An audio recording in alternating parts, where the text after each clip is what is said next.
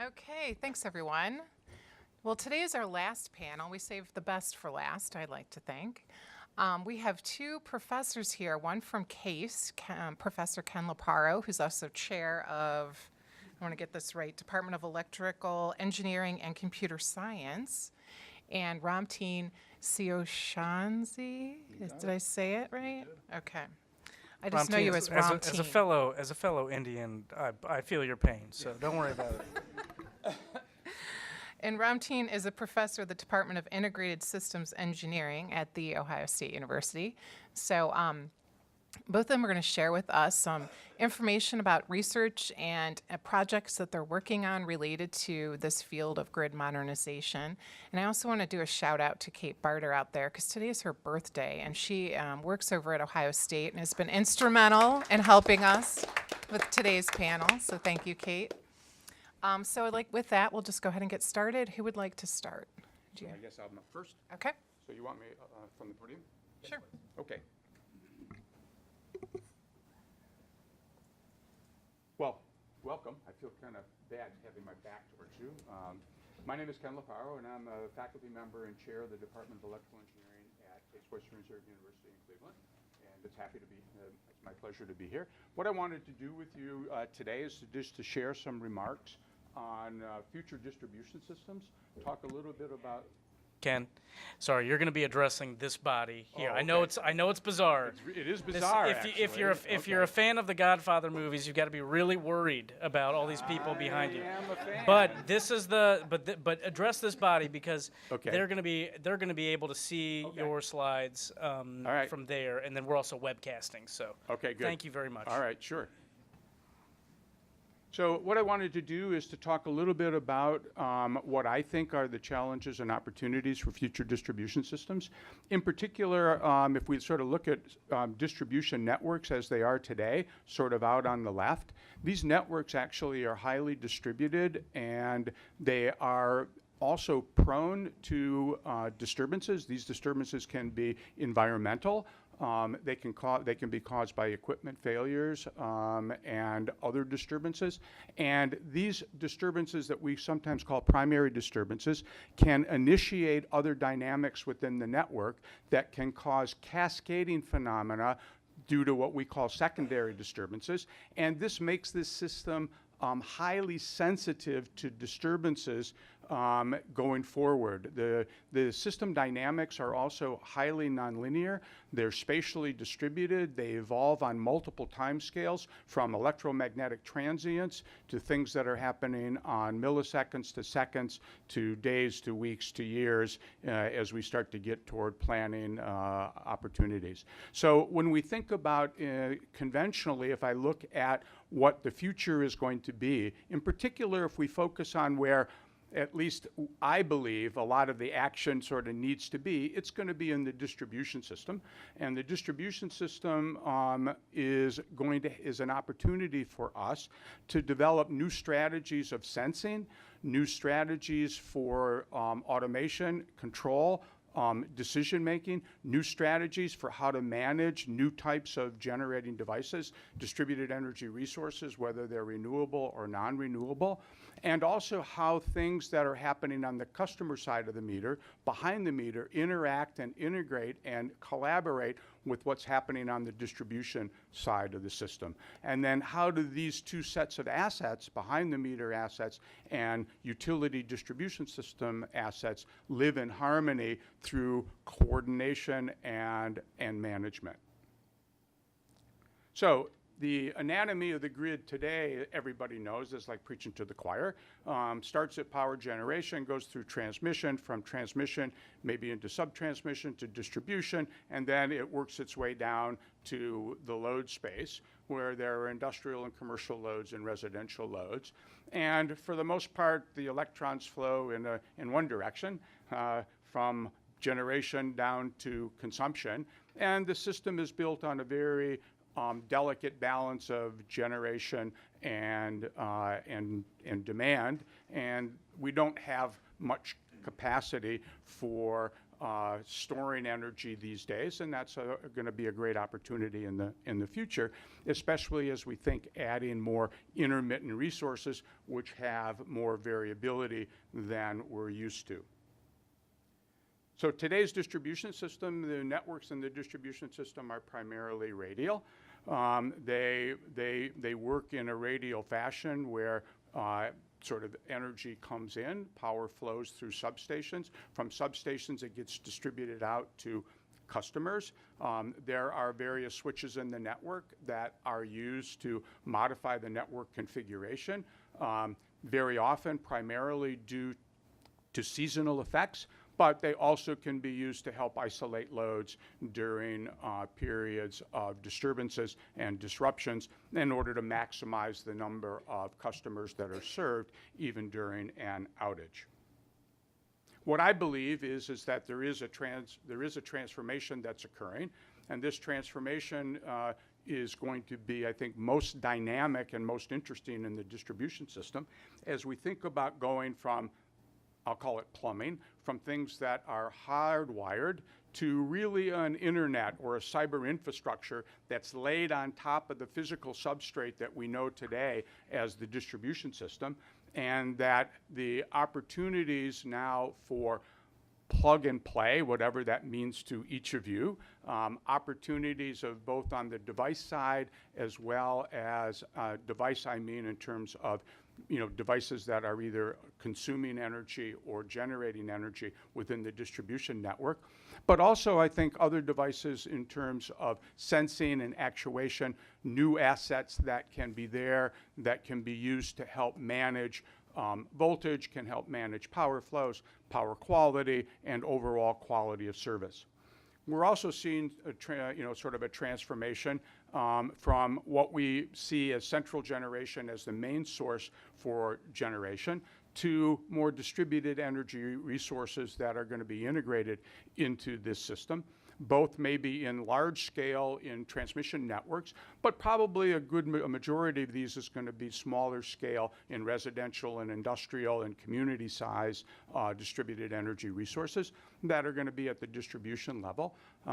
This is going to provide certainly opportunities for customers. It will also provide opportunities and challenges for distribution utilities and how those are going to be interfaced and managed, and how one also makes sure that all customers have access to the same power at the same rate with the same quality. And I think that dealing with, especially if these are renewable resources, dealing with variability and intermittency is going to be a challenge that we need to be able to address. And that's going to require that we have greater visibility into network, and also I think a greater ability to predict what is happening in terms of environmental influences on these distributed energy resources, and how will we handle those and manage those planning forward. And then finally, there will be opportunities for sort of more demand management on the customer side in terms of what you want to do in terms of how you're going to manage your own electricity utilization and your own demand. And this also will provide opportunities for distribution utilities, but also some challenges in terms of predicting and managing variable demand.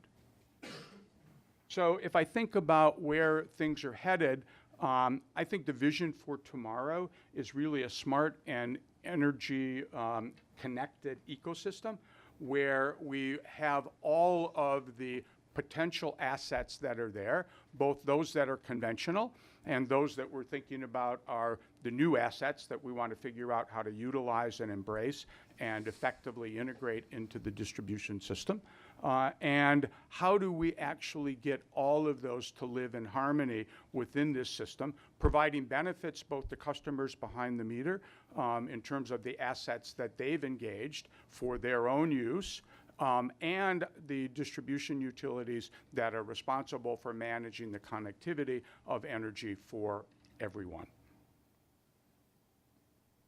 So I think in this future vision, there are a lot of challenges and opportunities that we need to consider simultaneously.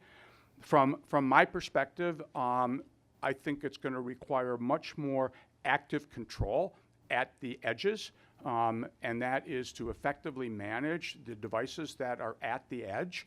I think that as the opportunity and proliferation of edge devices starts to increase, it certainly provides also vulnerability to not only the individual devices, but the system as a whole, because each connected device adds a level of vulnerability to the system from both a privacy and security perspective. So when we think about cybersecurity and security per se, this really needs to be a systems, you need to take a systems approach to this. It cannot be just on a device by device or technology by technology approach. And that you need to manage both the security of the data, but also the security of the device, the security of the network, the security of the algorithms that are running in the device, and then the security of the interaction between these devices as they form coherent or cohesive subsystems that are interacting both within groups as well as between devices behind the meter with the distribution utility. So when I think about future distribution systems, these will transform to be not just radial networks, but more mesh and dynamically reconfigurable networks. There definitely will be, or there will be a need for bidirectional power flow, where power will be able to flow both from the utility side of the meter to the customer, and certainly from the customer back to the utility. There should also be opportunities for not only interaction between distribution and transmission, but there is an opportunity for distribution now to provide support to transmission system operations dependent upon the state of affairs within a distribution utility. We'll have the opportunity to be able to integrate distributed energy resources to dynamically manage through reconfiguration the network to both meet quality of service requirements, power factor and power quality requirements, voltage management, how you manage the system under disturbances that can occur, and how you configure the network to maximize efficiency in real time. Now that creates some interesting challenges, I think, on the protection side and managing and adaptively managing the protection system in concert with what's happening in distribution system operations, as voltage profiles are now dynamically changing because devices are connecting in and out. Potentially microgrids or small islanded groups of both generation and load are connecting and disconnecting, and how that gets managed and what's the best network to support it now may not be the best network to support it in 2 hours or 3 hours, and we need to have that dynamic flexibility, which means we need to be able to coordinate operations of both distribution system power flows as well as protection. So the distributed energy resource opportunities, I think, are pretty significant, both on the generation side in terms of both residential solar, community wind, and I think, of course, energy storage is going to play an absolutely key role in helping us to sort of manage the intermittency and variability that these devices have. So from a challenges perspective, certainly customer engagement and all of these activities is going to be important. The technology aspects are important and they're challenging, but the behavioral aspects are also need to be addressed and need to be understood. And then ultimately the behavioral aspects and the technology aspects, as well as the infrastructure aspects, both including sensing, networking, communications, computations, and control, both at the reactive level and at the supervisory level, all need to be addressed. We're going to see, I think, with this transformation in the distribution system, it's going to be much more of a dynamic entity than a static entity, and just in terms of powers and voltages. There will be important dynamics that can emerge in this system under this new opportunity with distributed energy resources and more dynamics instilled in that part of the network. And I think that's going to create some interesting opportunities, but challenges in how that network is managed and how all of the reliability and resiliency that we're trying to build into this system is achieved. So one of the opportunities that we're working on that I think is important is this concept of transactive energy. And I know whenever we think about transactions, we always think about transactions only involving money, but I think you should think about transactive energy in a much broader context, in the sense that transactions can occur without even an exchange of money or even outside of a monetary context. Certainly the obvious context is when there is a market or a monetary context, and here we're talking about the ability to have devices transact or systems transact with each other in a collaborative way, have these systems actually then collaborate or transact with the distribution utility, and have those transactions occur in a seamless and automated way where the behavior of the individual users is embedded in an agent architecture in which this transactive energy can take place. There's a great platform that we're using for transactive energy, developed out of PNNL, called Voltron. This is a communication bus architecture that provides an agent-based infrastructure for dealing with transactive opportunities, both at the supervisory level, but also there are potentials at the reactive level. And then we can sort of envision a sort of a transaction-based ecosystem where we're going to have the opportunity of having devices that are connected around this network.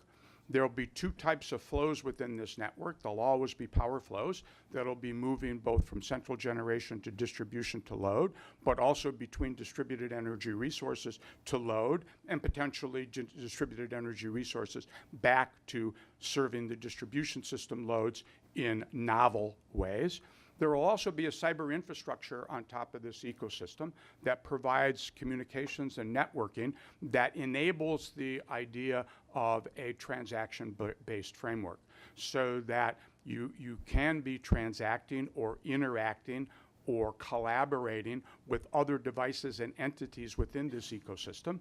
And these transactions are occurring based on real-time characteristics within the network, preferences that users or equipment or devices have, and then any kind of market structure that might be there, whether you're responding to a frequency regulation signal in the transmission system or ancillary services requests or demand response, or whether you're meeting your own local demand through the distributed energy resources.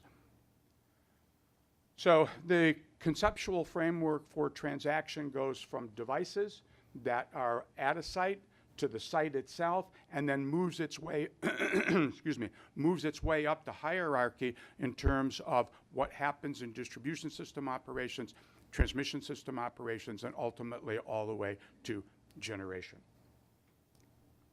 What I wanted to share with you in the next couple of minutes is some projects that we have ongoing that are dealing with some of the technology challenges that we see happening, and that might be of interest to just sort of share for a couple of minutes. One of these is through the SunShot program. It's the DOE Shines program. This is a collaborative program that we have with EPRI. And I'll talk about our partners. And really the idea here is the beneficial integration of solar and energy storage. And so here the idea is to look at how solar and energy storage can be coupled behind the meter within a building or a building infrastructure, and then how those can be managed to both support building operations, but also help to support distribution system operations as needed. So our particular project is the one that's over on the right.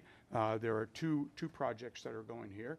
One is actually on campus. It's a demonstration. It's a live demonstration with one of our buildings. Our partners are EPRI, Eaton, LG Chem, GE or Alstom Grid, and First Energy, and MCCO, that's our district energy provider on the campus. The basic idea is to develop a two-level control hierarchy, a system-level controller that sort of interfaces at the distribution system level, and is providing inputs to the building and the building automation system, as well as a local control system that's managing the energy storage device. So the architecture, as you can see, it's a two-level architecture. There's a system controller and a local controller. Each local controller is responsible for managing all of the assets that it has within its network. We are using the building automation system as a way of both getting data from the building as well as providing commands to the building within comfort and behavioral constraints. We're getting information from the distribution utility based on real and reactive power requirements that the utility is asking to be provided in order to support distribution system operations. These real and reactive power requirements are then being pushed down to the local control level, and the local controller is then looking at dynamically allocating the resources it has within its sector in order to manage the variability of PV, minimize its impact, its ramping impact on voltages and power flows, and then actually manage the energy storage system and the building loads to smooth out the PV and make it more deterministic relative to what the distribution utility wants to see. I'll talk about one other demonstration. This is with the Department of Energy and PNNL. It's a Northern Ohio grid demonstration project. There are three parts to this. One is at the University of Toledo, which is a 1 megawatt solar, sort of community solar farm that's actually connected directly into their campus distribution network. And they're managing one or two buildings at a point of common connection to help manage that solar variability as seen from the distribution network. We have another project that's running on the NASA grid, and the NASA grid is an interesting dynamic distribution system because of the very, very high and variable loads due to the laboratories they have on campus. And then the third one is a campus demonstration that we're doing at the CWRU campus, which is involved with a number of buildings, and we're using Voltron as the communication bus architecture for transactive energy management, both within a building and across buildings, and then between pairs of buildings or groups of buildings and the distribution network. So I don't know how much time I have. Are we doing okay? Yep, you have 5 minutes. Okay. This is just sort of a quick look at the CWRU campus. We've got a district energy provider that provides all centralized steam, chilled water, as well as owns all the distribution circuits on the campus. And so we are interfacing at the White and Olden building that you see in that little red bubble on the lower left corner. And MCCO, the medical center company, is the district energy provider. And we are interfacing with them to help look at how we can manage variability that's occurring on that network because of a wind turbine that's upstream that we've attached to the campus, and by managing building operations. These are primarily going to be ventilating fans and HVAC. So that's just a sort of a one-line diagram of what the distribution system looks like in the vicinity of the Olin building on the Case campus. The building loads that we're going to be dealing with are primarily the HVAC loads, as I said. They'll be managing the air handler and ventilating fans. We'll also be managing the VAV boxes. The Olin building is split into about 70 thermal zones, and each of these thermal zones has a separate thermostat that can be managed. And then the air handling system runs off of a static pressure control loop on the ventilating system, and we can modulate or move the air handler around in terms of changing airflows to both pressurize or depressurize the building, as well as to manage airflow throughout the building. And then we can manage thermostats in each of the zones. We've got quite a few laboratories in this building. It's one of the engineering buildings.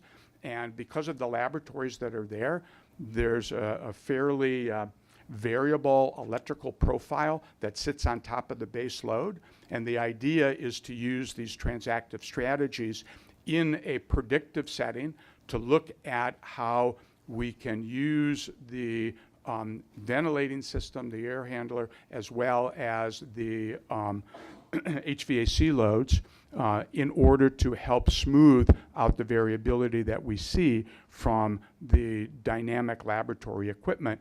In particular, a lot of it is due to air compressors that are running within the building, feeding both some of the control system for the HVAC, but also the laboratories. So I'm going to skip that side. So the way that the structure actually works, we're working with a small company in Cleveland called Entwine Connect.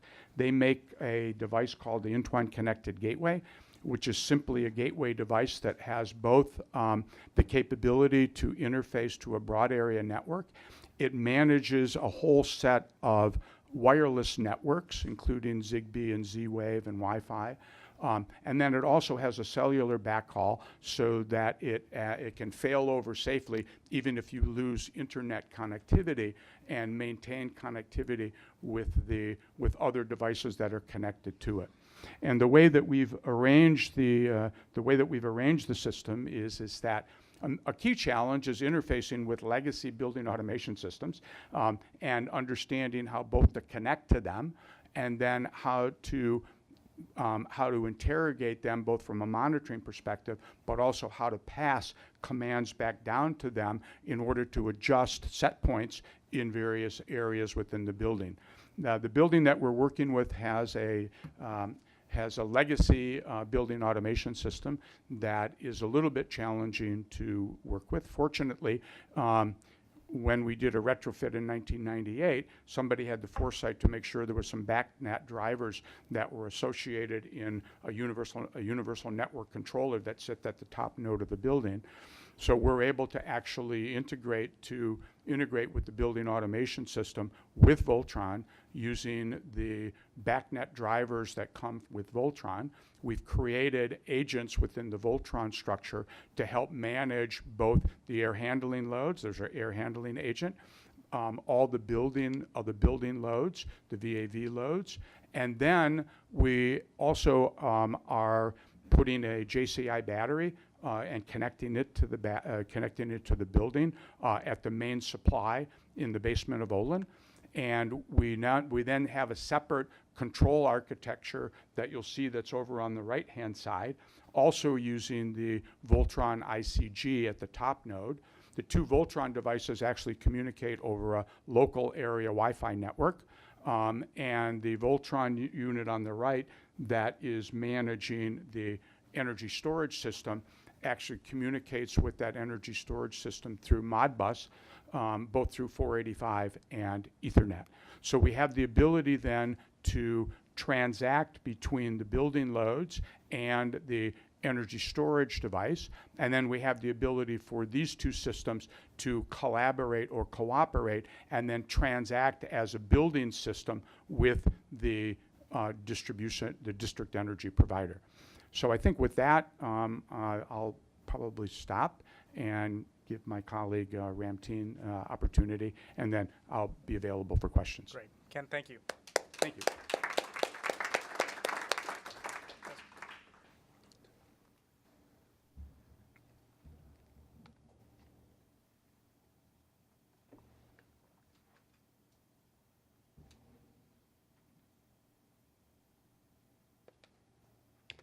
Okay, so thank you for the invitation to speak today. My name again is Ramteen Sioshansi. I'm from the Ohio State University. And I should preface, of course, by saying that these are all my own opinions and not necessarily those of anyone else or any other organization.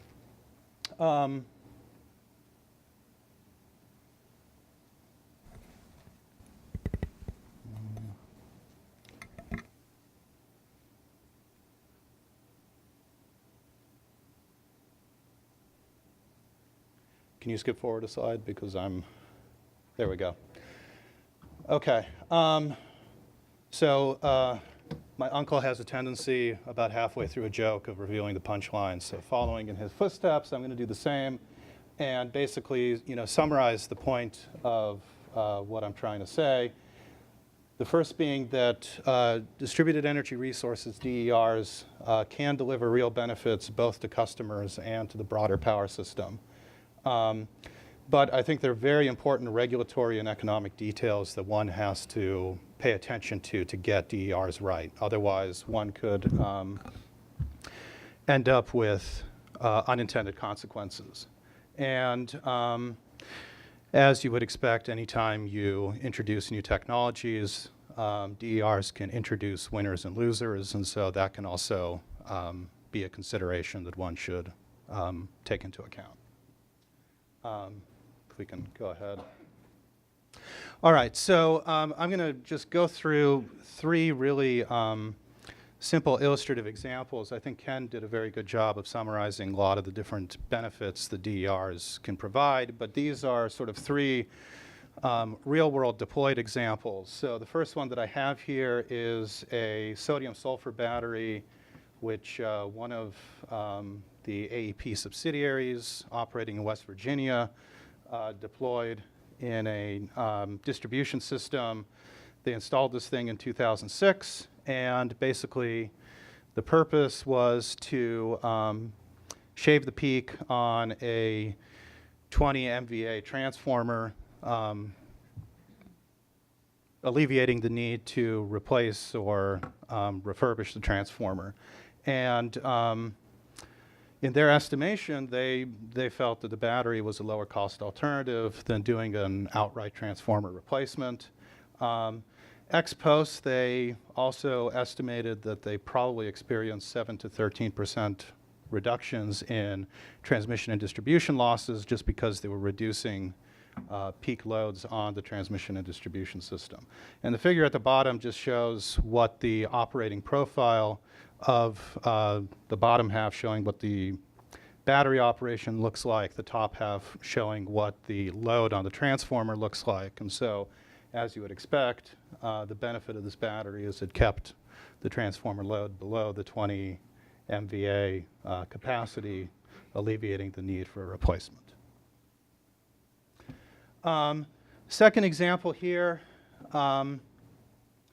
is power quality control that we're able to get from distributed solar resources nowadays. So up until somewhat recently, actually, rooftop solar panels were not really contributing to helping with power quality and voltage. So actually, by design, they were designed to operate at a fixed power factor, and they were also designed to be highly sensitive and essentially disconnect and trip if the voltage deviated by a predetermined amount. So that was a reasonable design when penetration of rooftop solar was relatively small, but now that we're experiencing higher penetrations, and so Germany and California are two places that have been dealing with this issue and sort of been at the forefront of this issue. Device manufacturers actually have now designed inverters that can actually contribute to and improve voltage and power quality in the distribution system. And just as an added note, these inverters can also provide these benefits at night because the inverters can consume or produce VARs in the middle of the night independent of whether the solar panel is actually producing energy. And a third example that I have here is a case of a microgrid in San Diego Gas and Electric's service territory. This is a microgrid that, in addition to other things, included distributed energy storage device. And back a few years ago, there were some intense thunderstorms that essentially disrupted service to this portion of the distribution system. And because the microgrid was in place there, SDG&E was able to maintain power supply to about 1,000 customers there while they got waiting for a bucket truck to get out there and restore service. So these are just meant to be 3 illustrative examples that sort of point to, you know, a range of benefits that DERs can provide. Now, the last thing I want to talk a little bit about is sort of regulatory considerations. And again, this is an area that we do a lot of work in around deploying DERs. So,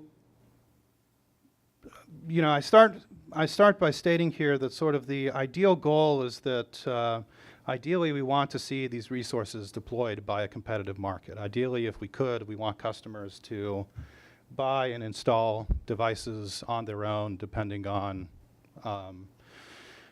cost considerations, price considerations, reliability, power quality, so on and so forth. Now, at the same time, I think there is also potential scope for what I characterize as regulated DER deployments, so utilities deploying distributed energy resources. And there are a few examples of why you might want to do that. So you may want to have utilities and the power industry more broadly gain familiarity with these devices. That could help actually develop a DER industry, help develop technologies. It could help you flesh out issues around interoperability, setting standards on how these devices should work.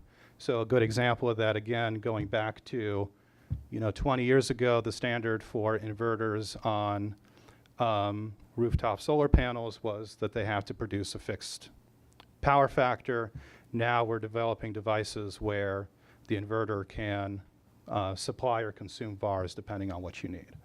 And as an example that I give here, California is already doing this to some extent. So they have utilities that are deploying distributed energy resources, mostly in the form of distributed storage, for some of these reasons. Now, the important caveat that I have here is that utility deployment, ideally, we don't want it to impinge on the market being able to deploy these resources as well.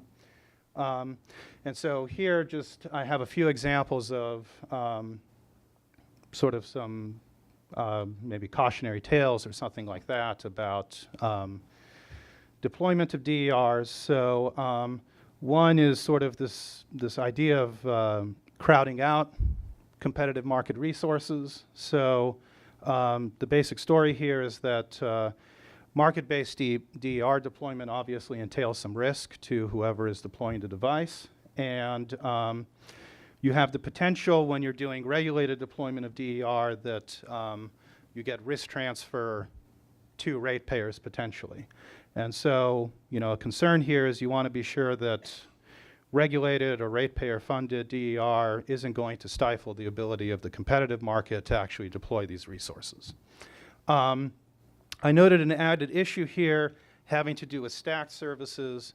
So this is, Ken again sort of alluded to this, so you can have distributed energy resources that sometimes they may be providing backup power to a distribution feeder, sometimes they may be providing local voltage support, and other times maybe providing frequency regulation to the wholesale market. And so that would be an example of a device that's sort of stacking different services together. And so you want to, one of the concerns here is you want to make sure that if you don't essentially want DERs sort of focusing on the most lucrative points, the most lucrative applications to the exclusion of others. So it may be that it wouldn't make sense to build a distributed energy storage system on the basis solely of providing backup power, but if you can combine that with a few other services, then all of a sudden you have real value proposition. Another issue that has been popping up in Hawaii and some of the southwestern states has to do with grid defection. So this is basically, in part, this is because of the reality that there's increasing opportunity for customers to self-supply energy and now increasingly also capacity. So historically with rooftop solar, as an example, customers could self-supply energy. Now if you start coupling that with a Tesla Powerwall or something like that, all of a sudden you may have customers that can both supply their own energy and capacity. And so I think this is going to put a lot of pressure on the sort of traditional volume-based approach to retail pricing that we've taken, because if you have customers that are consuming fewer kilowatt hours, but the utility still has to build a certain number of kilowatts for those customers, the cost of those kilowatts have to be recovered somehow. And if you're recovering those through decreasing kilowatt hour sales, that's going to create all sorts of economic incentives for people to basically self-supply their own kilowatts. That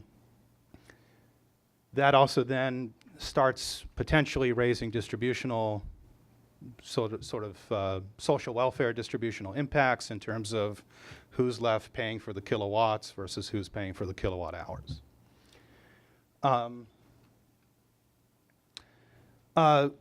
One other example that I have here has to do with market distortion, and in particular wholesale market distortion. So an actual example that I have here has to do with a distribution utility in Texas that a couple of years ago proposed building about 5 gigawatts of distributed storage throughout its service territory.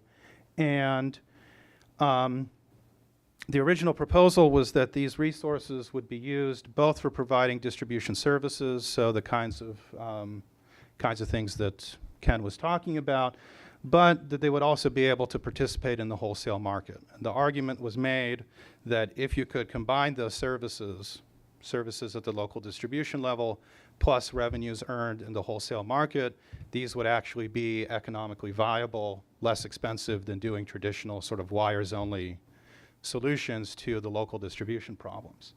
The issue that comes up with that is that if you have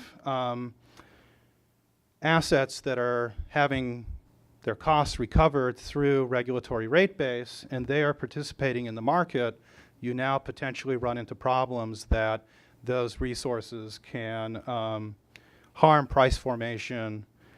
This is particularly problematic in Texas, which is a so-called energy-only market. There's no explicit capacity market, so if you're having rate-based distributed storage resources that are participating in the wholesale market, you may all of a sudden lose scarcity prices that are supposed to be driving generation investment.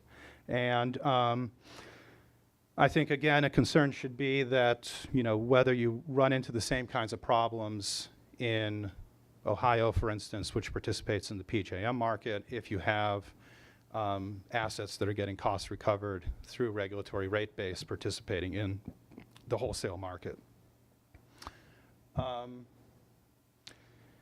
then, as I said before, basically, there are distributional impacts. There are winners and losers from these different technologies. So, the ideal goal is that the beneficiary or whoever creates costs should be who pays for whatever it is that you're doing. And so, there are lots of examples of, potential cross subsidies that could be going on and unintended consequences. So, which communities, for instance, are more likely to get DERs and who's going to pay for those, who benefits from a microgrid that can island itself, who pays for that, plenty of examples of that. And so finally, the good news, this is self-promotion, so we're up the street, we work on these problems, we're government funded, so we're from the government, and we'd like to help in any way that we can.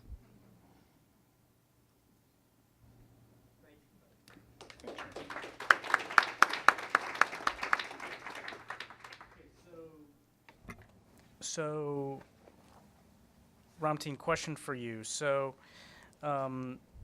you've created you've opened a door of really interesting discussion, and these are some of the questions that you pose and answers that you presented are all items that the commission will have to consider, and this is a wonderful academic discussion to have here. So a few questions associated with the deployment of DERs and impact on markets. So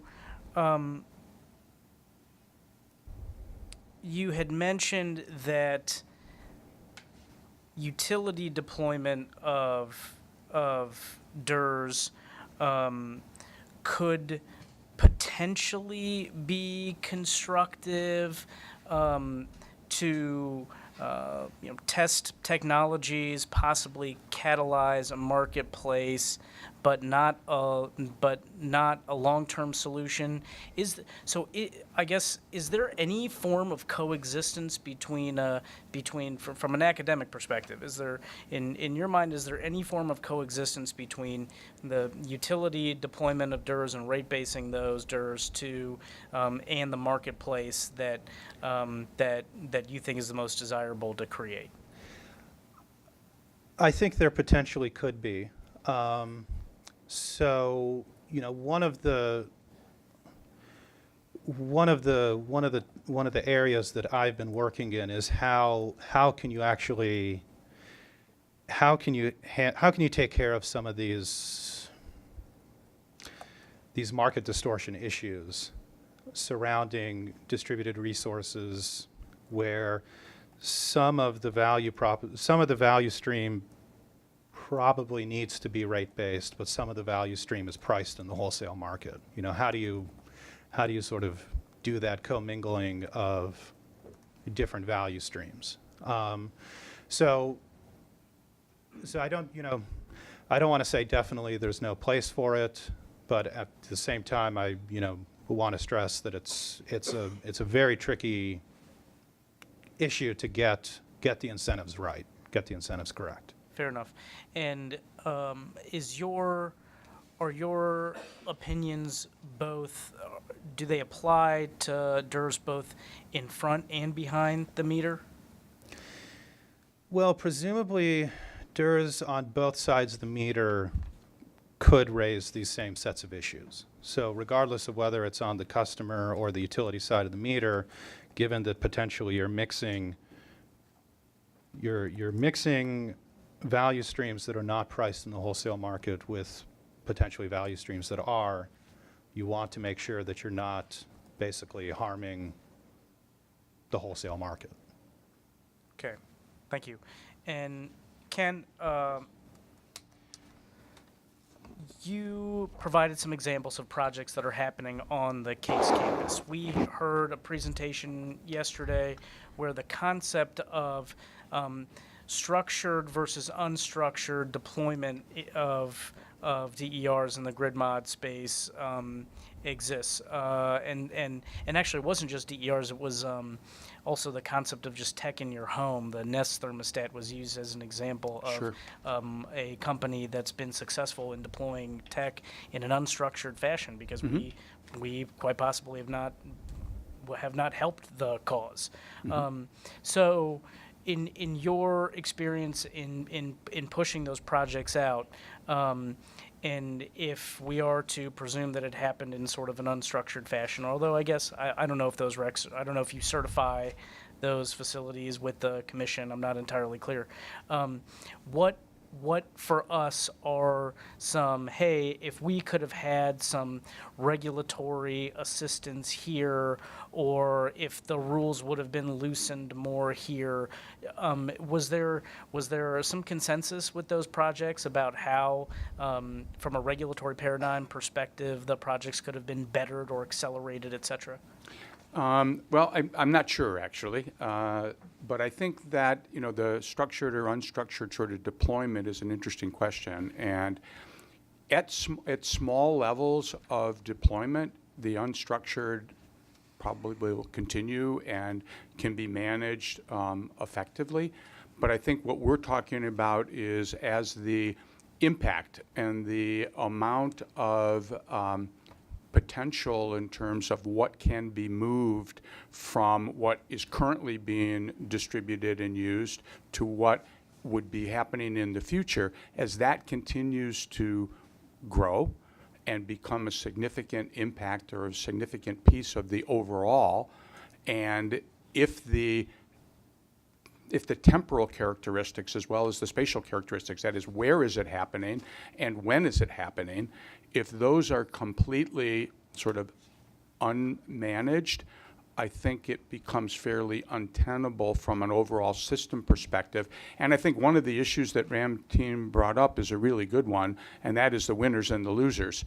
And the fact is that everybody ultimately needs to be some type of winner in this game in order for it, I think, to be successful all along. If it turns out that because of the unstructured way that things have been deployed, that if there are significant winners, but the rest of the people are significant losers, then I think it's a real problem. So I think the way it's evolved was fine in an unregulated way, but I think if it really is going to have the kind of impact that we're talking about in terms of scale, I think that's going to have to change. Very good. Thank you. Commissioner Trumbull? Ramteen, that's, Ken, you brought up exactly what I was going to talk about, the winners and losers in DER. And I was wondering if you could kind of set the stage. I think I know kind of the answer, but I'm not sure. Who do you see as the winners and losers exactly? Ooh, well, I think it's hard to necessarily predict a priori, but I could see, for instance, with DERs that some customer segments may seem more lucrative, for instance, to a utility versus others, and so you may have some customers who see more of these technologies deployed as opposed to others. That on its own is not necessarily a bad thing. The question is, then who covers the cost of installing those DERs, and do beneficiaries pay for it, or are other people subsidizing things being deployed for certain segments of the customer base? Okay, thank you. And Ken, I wanted to find out more about this demonstration project with NASA and the University of Toledo. Mm-hmm. I didn't know if you could talk a little bit more about the project itself and what types of information you're hoping to get from it and where it goes from here and how long it is, that sort of thing. Okay, so I think that one of the main objectives, at least from the two groups that are providing the funding, are the Building Technology Office through EERE and the Office of Electricity, and then they're in collaboration with PNNL.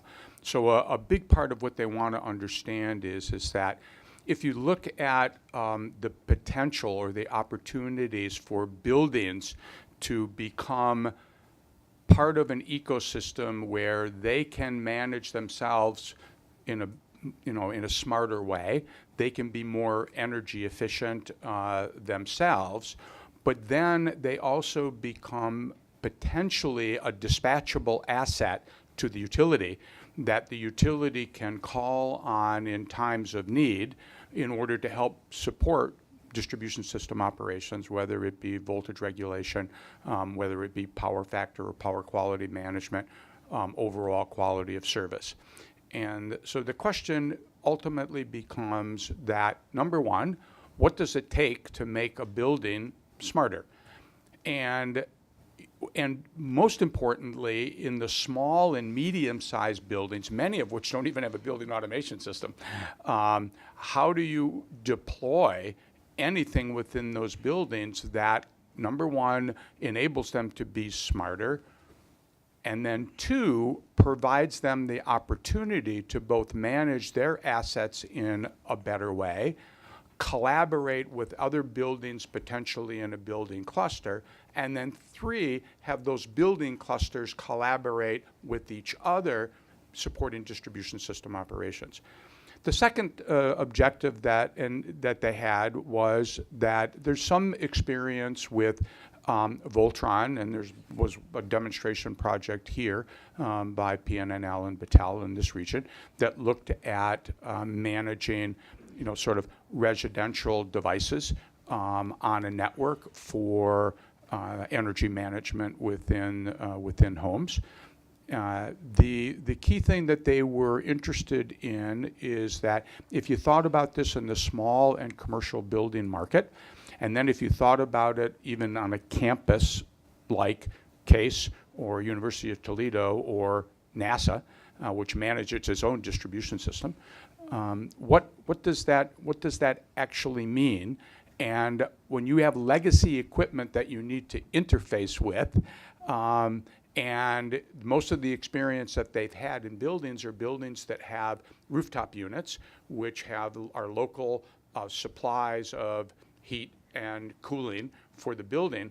Well, what happens if you're in a community network like a campus where you've got centralized resources? You've got buildings that are very, very, some of which are new and some of which are old.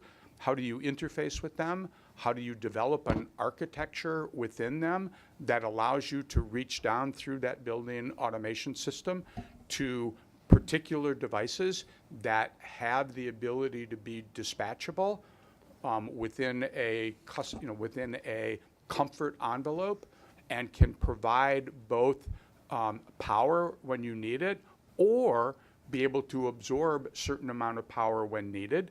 And if you add a battery along with it, what's the additional opportunity? And then how does the building and the battery coexist and operate simultaneously in a coordinated fashion to support building operations or building to grid integration? And then what is the term of the project? And then are there going to be deliverables as far as a report, or how does that work? Sure. Yeah, the project is running sort of a year at a time.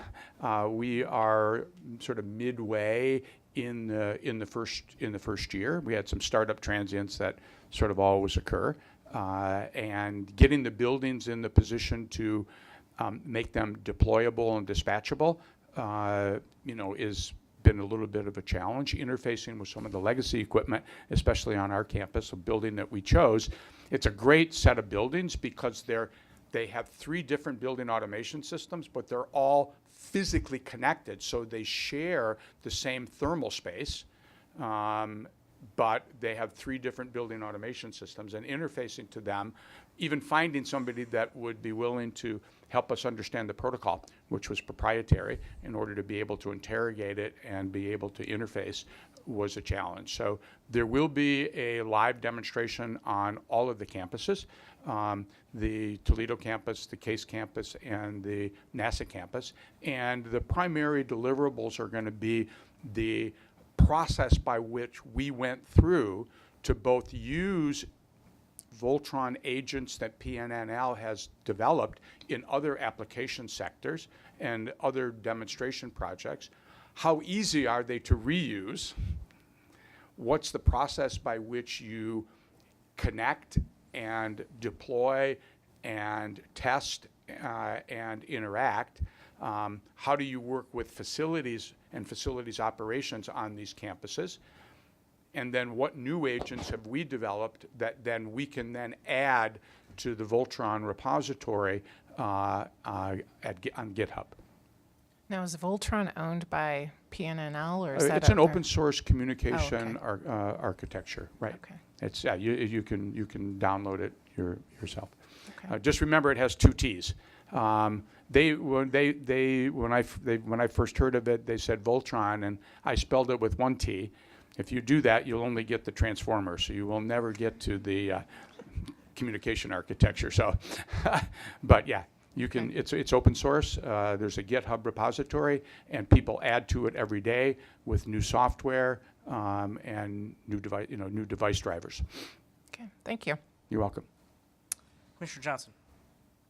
Thank you very much. I just wanted to talk a little bit more about the DERs in a competitive market.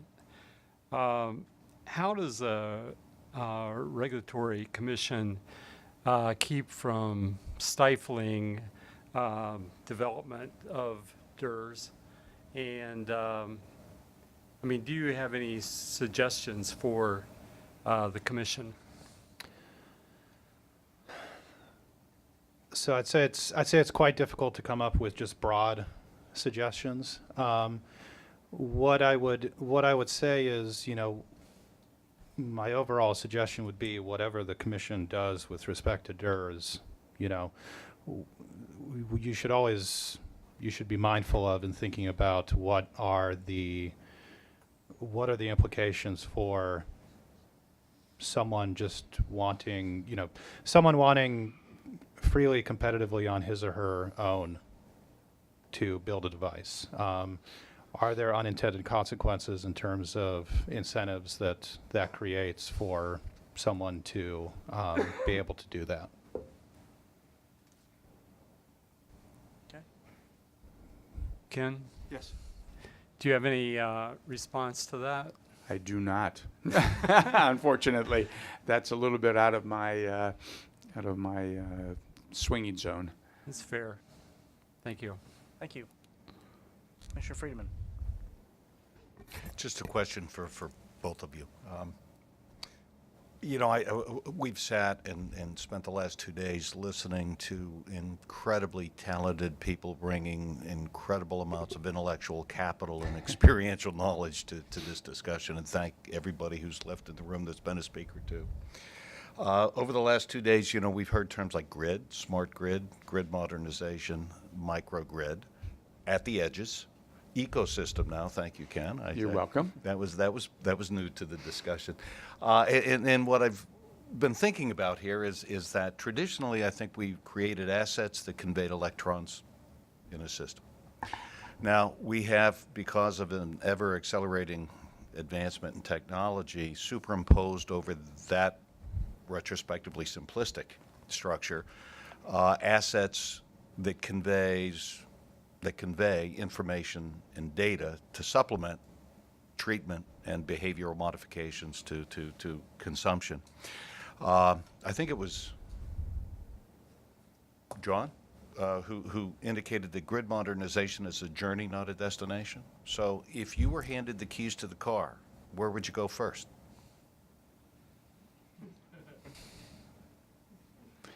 Well, I think that from my perspective, that in order for DER deployment, whether it's behind the meter, within the distribution utility, or a combination thereof, which is probably the most likely way it's going to evolve, I think you have to look at the basic infrastructure of the distribution system itself and look at what it was built to do and what it was designed to do and what you're asking it to do. So I think that if you really want to harness the true opportunity of DERs, both as customer assets that can effectively participate in markets, whether these are going to be markets that are going to be retail, running in combination with the wholesale markets, or whether or not these are going to be devices that are installed to support distribution system operations, increase resiliency, our ability to respond to disturbances, to absorb disturbances, and to keep everything intact and operational under a certain subset of these disturbances that we can economically manage by infrastructure. Then I think you really need to say what kind of distribution network is required to achieve that, and then look at the transformation from where you are now to where you need to go. And if you wind the clock back 25 years or even more, you can look at the revolution or evolution of the transmission system and to where it is today operationally, and that I think creates at least a vision or a roadmap for what needs to happen in the distribution system. And I agree with what John said. It's a process. It's not an event. So if you're looking for sort of a technical roadmap, I'd say Ken would be the better person to ask. If you're looking for an answer more along the lines of process, my observation in conversations that I've had with people in this industry is that there are a few impediments that you need to get around to get these to create the playing field where these technologies can actually come into use.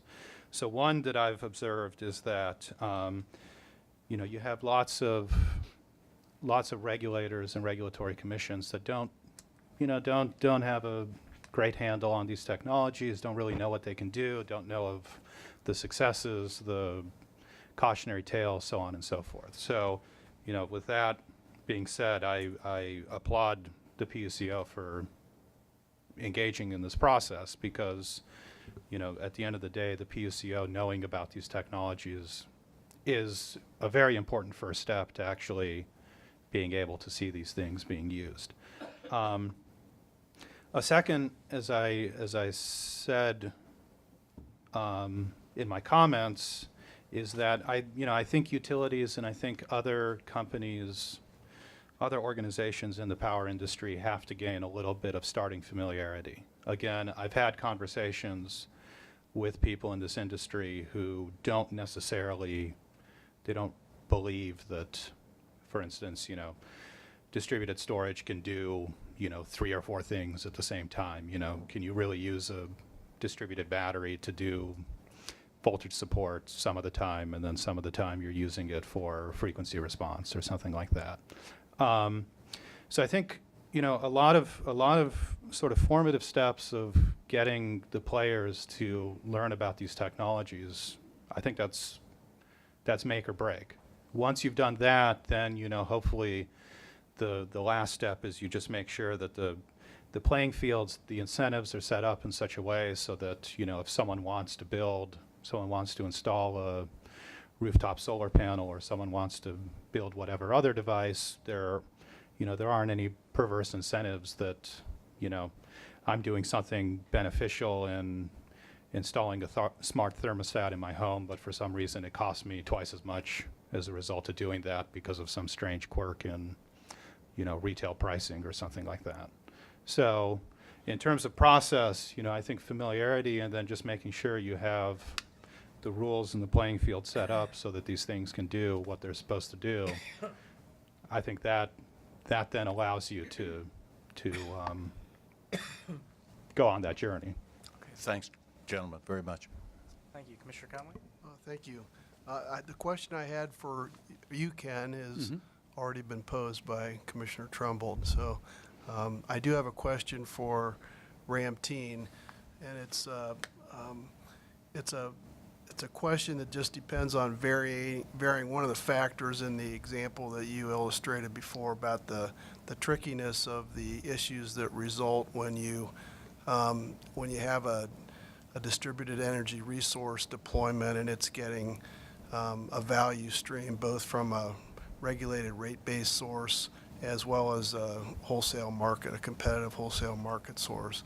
And I assume that when you were illustrating that concern that you had in mind that the jurisdiction was one which had restructured and had competitive retail markets.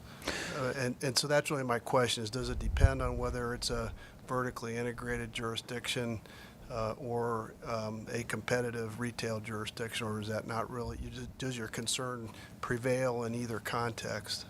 That's a very good question. So, so in some sense, that example was to a large extent assuming that you are in a jurisdiction where there is a restructured market. If everything is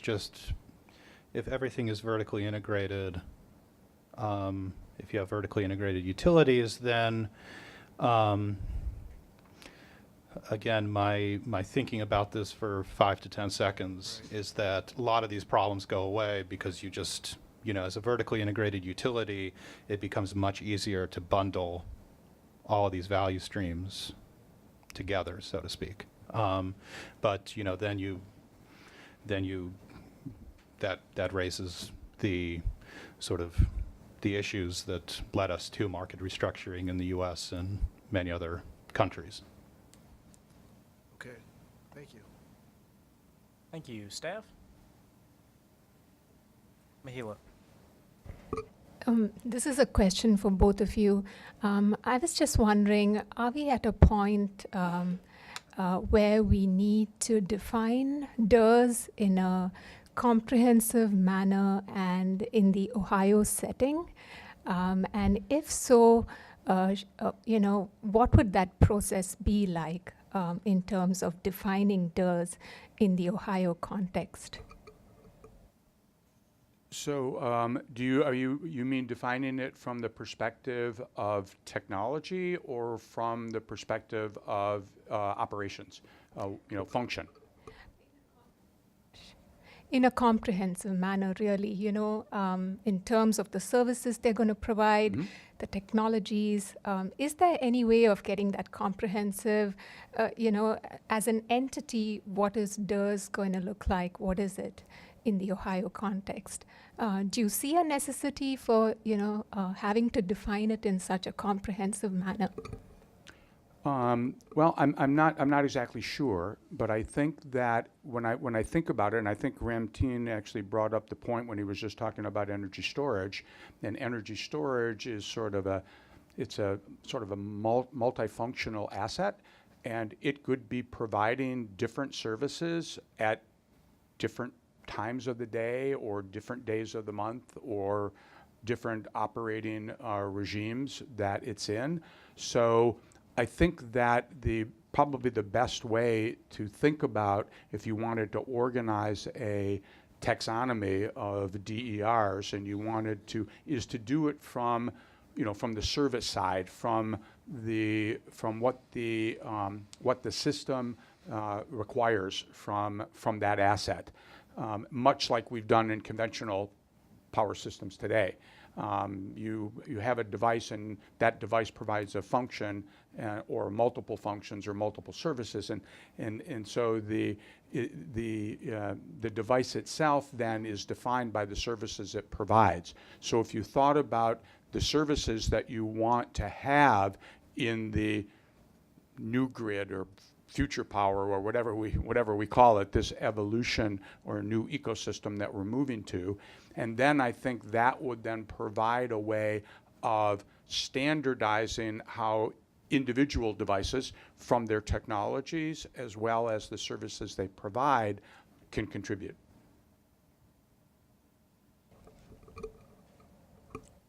So I don't know that I have a good answer to whether you need to define DERs. The way that I would think about it, or the way that I would characterize it, is maybe being cognizant of and thinking about what the implications of different DERs might be.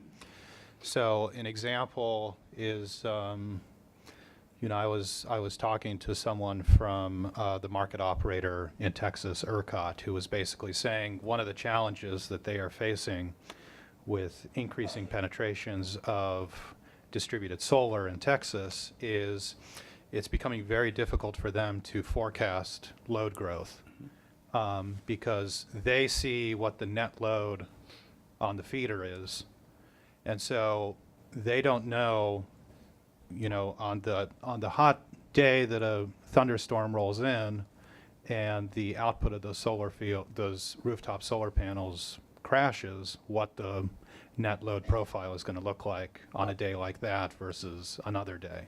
So I think the important thing is to be cognizant of sort of what these impacts and effects of these different technologies are going to be. Whether you have a well-defined taxonomy or definition of what the technologies are, I don't have a good answer to that.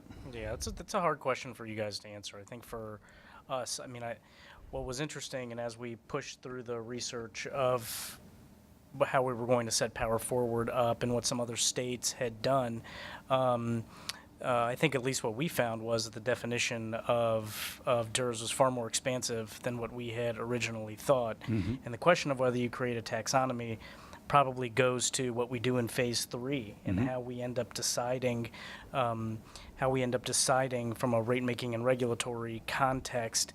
Is there first of all, why would we utilize the words distributed energy resources in what context, and are you going to be treating it differently than all other things? And so I think we'll probably get to that, but good question, and thanks for trying to answer it.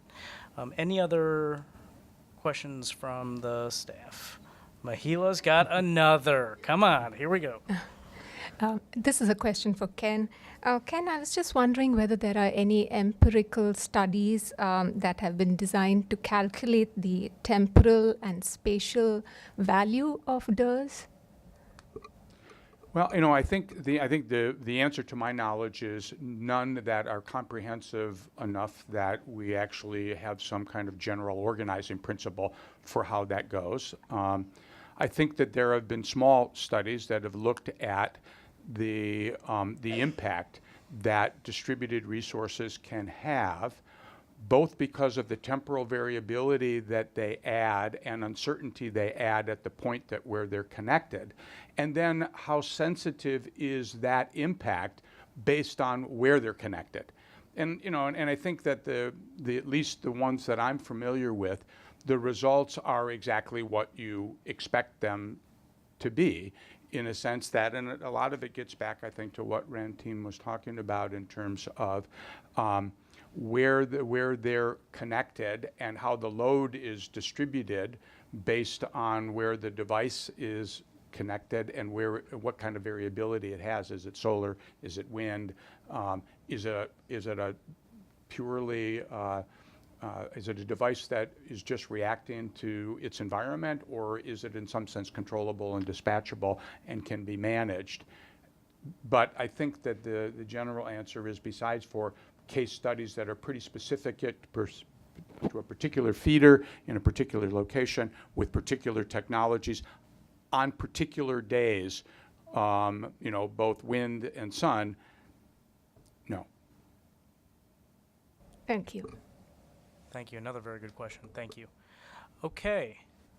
It appears that we are done for the day. Ramteen, Ken, thank you again very much. You're welcome. Thank you. We will reconvene again tomorrow at 9 a.m. Thanks so much to everybody for their attendance.